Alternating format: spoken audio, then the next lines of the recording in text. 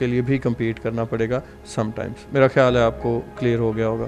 इसके बारे में कोई और बात भी आप लोग पूछना चाहें, you will be welcomed. Thank you sir. जी किसी और का सवाल? सर मैंने आपसे पूछना था, जैसे मैं डीए कर रहा हूँ, डीए मैकेनिकल के बाद मैं किन किन शोबाजात में जा सकता? यंग मैन, आपका नाम क्या है? अनोश जोसेफ। अनोश, मुझे इस सारे फोरम पे ये बताएं कि आपने डीएई क्यों सिलेक्ट किया?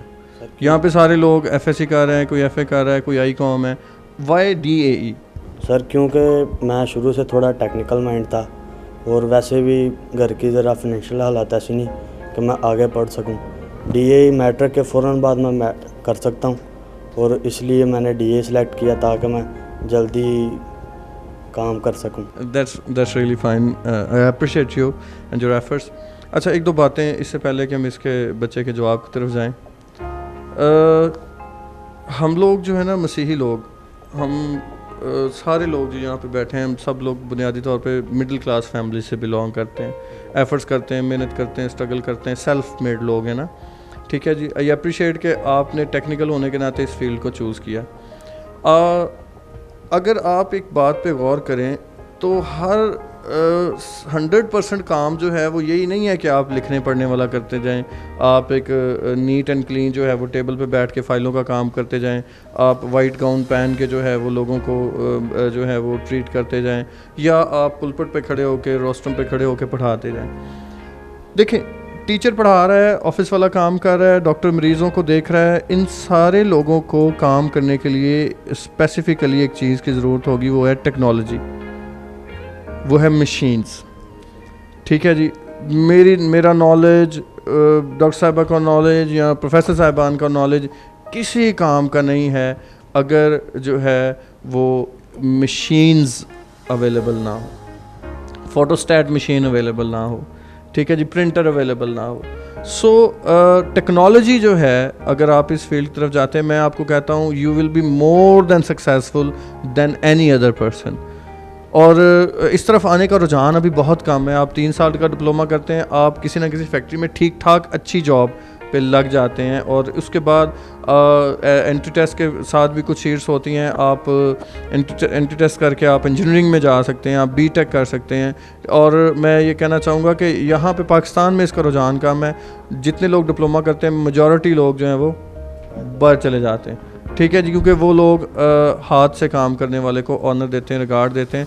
सो जो यंग बॉयज़ और यंग गर्ल्स जो यहाँ पे बैठे हैं, मैं आपको इनकरेज करना चाहूँगा कि अगर आप इस तरफ आते हैं तो हालात इधर भी बुरे नहीं है, बल्कि मैं कहूँगा कि ट्रेडिशनल जो आपकी एकेडमिक्स हैं उनसे बेहतर हालात जो हैं वो डिप्लोमे की तरफ हैं।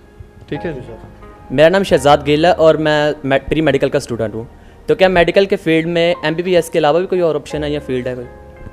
जी बिल्कुल बेटा, अगर ज़रूरी नहीं है कि डॉक्टरी सिर्फ MBBS तक ही महदूद है, इसकी बेशुमार और ज़्यादा फील्ड्स हैं। जैसे हमारा लैब के बगैर गुजारा नहीं है, हमारा MRI के बगैर गुजारा नहीं है, हमारा एक्सरे के बगैर गुजारा नहीं है, और इनकी बाकायदा 17 स्केल की जॉब्स हैं। मतलब इनमें सब में BSc ऑनर्स होता है, which is equivalent to doctors.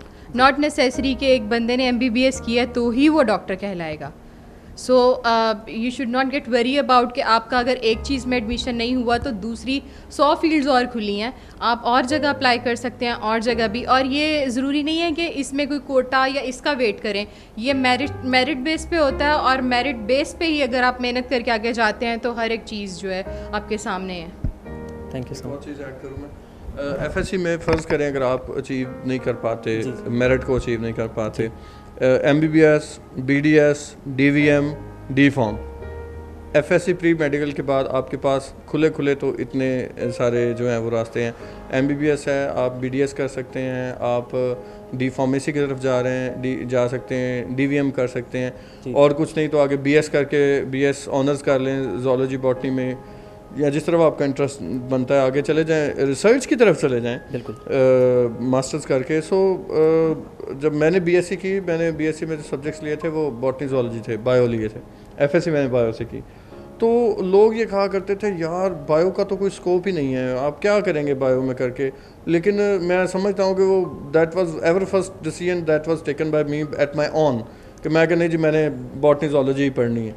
अच्छा, और उसका मुझे इतना फ़ायदा हुआ क्योंकि मेरा शौक़ था वो। तो अगर